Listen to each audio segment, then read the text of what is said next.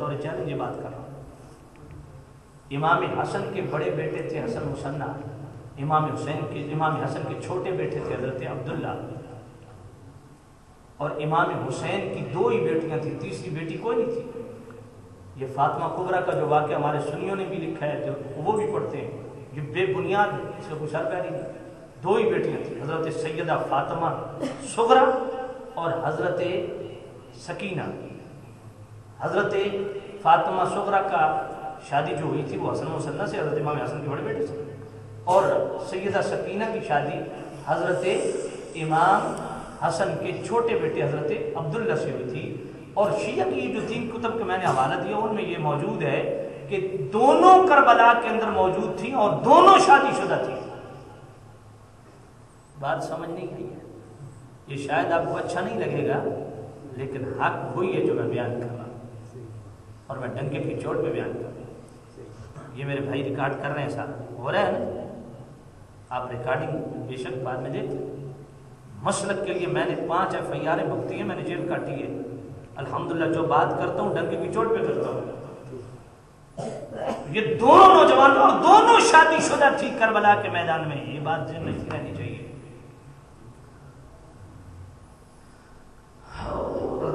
جو بھی خوش کی طرح ہم نے غلطی کر لی ہے، بس ٹھیک ہے جی، ادھر سے سنا ہے تو بیان کر دیں، ادھر سے سنا ہے بیان کر دیں، یہ چل رہا ہے۔ تو میں ایک قوم کیا کہوں گی، ہائے پیاسے مارے، اور دیوبندیوں کو دیکھ لیں جنہوں نے یزید کو امیر المومنین لکھا، وہ سارے دلائل کتب میرے پاس موجود ہیں، وہ انشاءاللہ وہ سارے حوالہ جات میں نے کربلا میں اپنی کتابیں لکھ دی ہیں۔ دوسری طرف وہ دیوبندی حضرات، اہل حدیث حضرات، ان کی کتابیں دیکھیں، واقعہ کربلا کا بیان آئے گا تو ایک ہی بار بار رٹا کیا، اچھا اختیار ہوتا تو پانی نکال لیتے، اختیار ہوتا تو جناب والا پانی کہیں سے پیدا کر لیتے۔ اس کا مطلب ہے بے اختیار ہے، جب ان کو اختیار نہیں ہے جی، پھر کہتے ہیں جی اچھا تم یا رسول اللہ کنارے لگاتے ہو، یا علی کنارے لگاتے ہو، اگر وہ مدد کر سکتے ہیں تو اپنے بیٹے کو نہیں بچا سکتے، تمہاری مدد کیا کریں گے؟ سن یہ ان کی بولی۔ میں نے کہا مدد کی تھی باجی، کیسے کی تھی؟ میں نے کہا ہمارے ایک نوجوان مر جائے، 6 10 بندے سنبھالنے والے ہوتے ہیں تو سمجھ نہیں سکتا، کھڑا نہیں ہو سکتا، اور جس حسین کی 57 سال عمر ہو کربلا میں،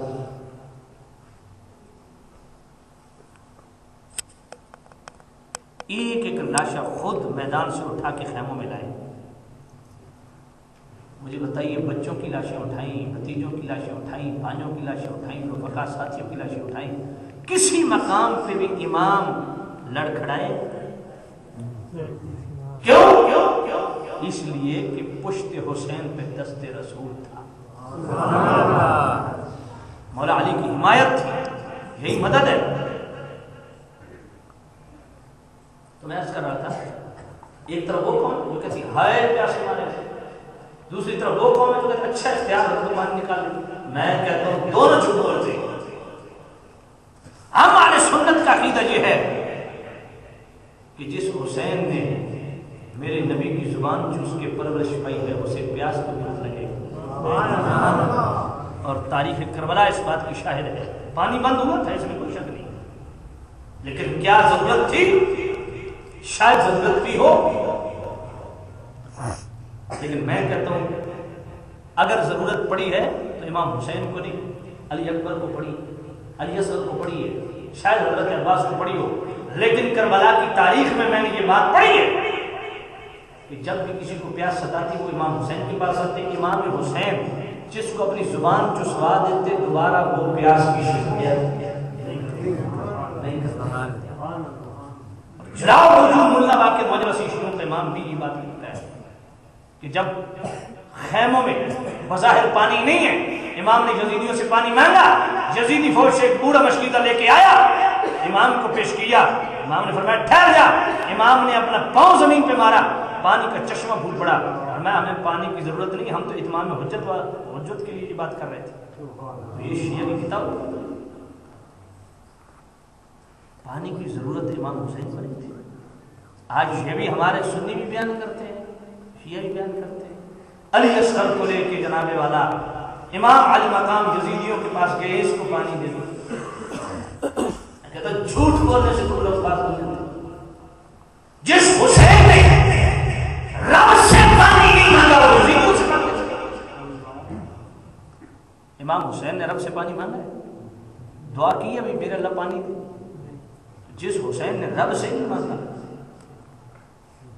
میرے اللہ تیری رضا یہ ہے تو میں تیری رضا پہ خوش ہوں، نہیں ڈیمانڈ کی پانی کی۔ اور ادھر سے جناب والا حضرت قاسم کی مہندی کا ذکر بھی آپ سنتے ہوں، ہمارے سنی بھی خطیب بیان کرتے ہیں، شیعہ بھی بیان کرتے ہیں، جو قاسم کی مہندی کا قصہ کدھر سے ہے؟ اچھا یہ بتائیں کہ مہندی بغیر پانی کی بن جاتی؟ بولیے بھئی مہندی بغیر پانی کی بن جاتی ہے؟ اگر اتنی بھی بنانے کے لیے پانی موجود تھا تو وہ پانی شرعاً علی اصغر کو پلانا ضروری تھا یا اسے مہندی بنانا ضروری تھی؟ ایک بات یہ بھی جھوٹا قصہ ہے۔ دوسری بات یہ کہ ایسے موقع پہ لوگ شادیاں کرتے ہیں، بولیے جان سے بنی ہوئی ہے تم نے شادی ہوئی کس سے بنایا؟ تو خیر یہ حقائق میں سارے بیان نہیں کر سکتا، عرض کرنے کے یہ مقصد ہے کہ جو لوگ یہ کہتے ہیں ہائے کیا سمارا ہے، وہ بھی غلط کہتے ہیں۔ پانی تھا امام چک، بلکہ شیعہ کی ایک تو جناب والا یہ بھی روایت ملتی ہے، وہ ساری میں نے کوٹ کی ہے کہ جب پانی خیموں کے اندر پانی ختم ہو گیا تو امام بیلچہ لے کے خیموں کی پشت پہ گئے نا، آپ نے ایک بیلچہ مارا پانی کا چشمہ میں۔ اور جو لوگ یہ کہتے ہیں اچھا اختیار ہوتا تو پانی نکال لیتے، تو میں سمجھتا ہوں کہ تمہارے امام اشرف علی تھانوی نے جمال الاولیاء میں لکھا ہے کہ حضرت عثمان غنی 40 دن تک بند کمرے میں رہے اور 40 دن برابر مصطفیٰ کریم آ کے بند کمرے میں آب کوثر پلاتے رہے۔ اگر مصطفیٰ کریم عثمان غنی کو بند کمرے میں 40 دن آب کوثر پلا سکتے ہیں تو کربلا میں وہ اپنے نواسے کو نہیں پلا سکتے، جبکہ خود کربلا میں موجود بھی تھے۔ ہاں اس کے بھی میں نے دلائل الحمدللہ اکٹھے کیے ہیں، لیکن میں جو عنوان ہے اسی پہ فوکس کیا ہوں، اسی سے ریلیٹڈ بات کروں گا جس پہ فوکس کیا ہوں۔ تو جناب والا امام عالی مقام اگر چاہتے تو مصطفیٰ کریم پانی نہیں پلا سکتے، کربلا میں موجود تھے۔ اگر ادھر حضرت عثمان غنی کو حضور پلا سکتے تو اپنے نواسے کو پلا سکتے۔ حضرت عمر رضی اللہ تعالیٰ کے دور میں دریائے نیل خشک ہو گیا، حضرت عمر امیر المومنین خلیفۃ المسلمین حضرت عمر رضی اللہ تعالیٰ نے چٹھی لکھی، خط لکھا دریائے نیل کے نام، کہا اپنی مرضی سے خشک ہوتا ہے ضرورت ہی نہیں تیرے پانے کی، اللہ کی مرضی سے خشک ہوتا ہے خشک رہے، اور اگر اپنی مرضی سے خشک ہوتا ہے کسی بچی کو ذبح نہیں کیا جائے گا، میں امیر المومنین تجھے حکم دیتا ہوں پانی دے۔ حضرت عمر کا خط پہنچا، دریائے نیل کے وسط میں رکھا، جس گھوڑ سوار نے ابھی وہ گھوڑے پہ دریائے نیل سے باہر نہیں نکلا تھا کہ اس کے پاؤں، گھوڑے کے جو پاؤں تھے وہ پانی میں ڈوب گئے۔ یار اپنے ایمان سے بتائیے حضرت عمر جیسی ہستی خط صرف لکھ دے دریائے نیل جوش میں آ جاتا ہے۔ ام ایمن حضور کے گھر کی خادمہ ہے، مکے سے ہجرت کی مدینے کی طرف جا رہی ہے، رستے میں پیاس کی شدت محسوس ہوئی، رب کی بارگاہ میں دعا، میرے اللہ تیرے نبی کے گھر کی نوکرانی ہوں، کرم نوازی فرما، پانی عطا کر۔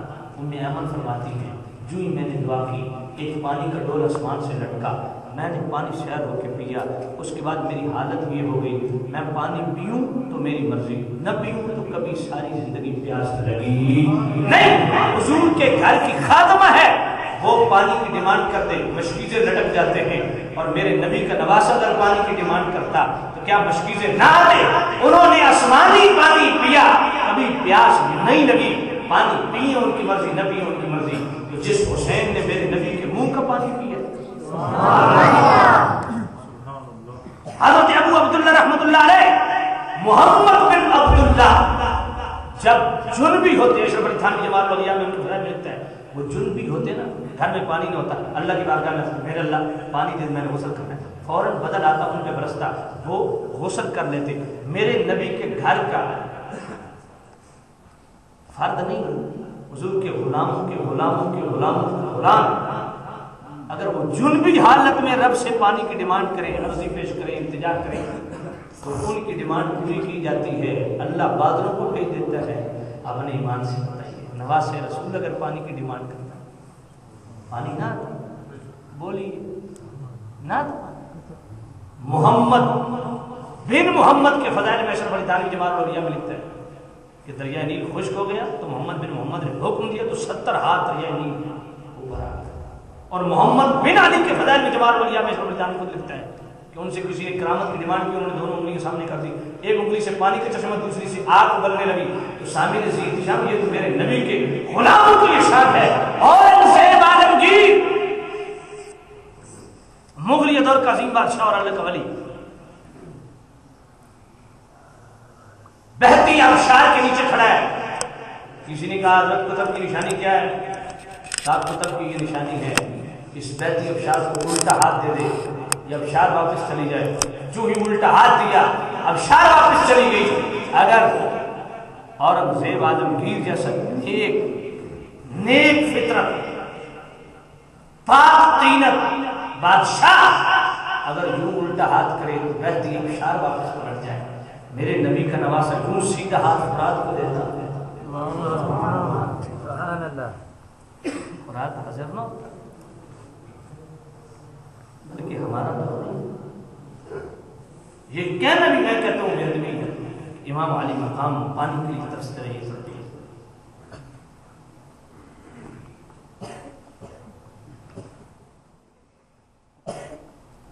ترسی حسین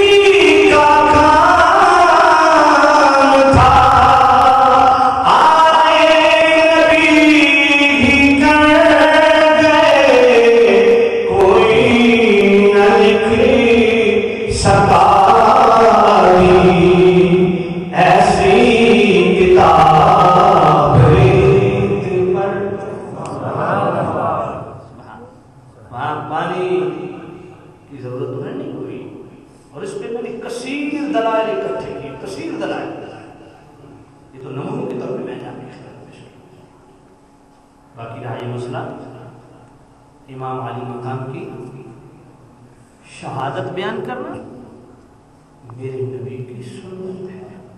سبحان اللہ۔ خصوصا پڑھیے، الوداع والنہایہ پڑھیے، تہذیب تہذیب پڑھیے، جناب والا الصواعق المورے کا پڑھی ہے فضل والی آل کریم صلی اللہ علیہ وسلم کے پاس آ گئے. آل کریم صلی اللہ علیہ وسلم کی گود میں امام حسین موجود تھے اور آل کریم صلی اللہ علیہ وسلم بڑے مغموم تھے. غمناکی کے آثار افسردگی کے آثار چہرے سے نمایاں تھے. عرض گزار یا رسول اللہ پریشان کی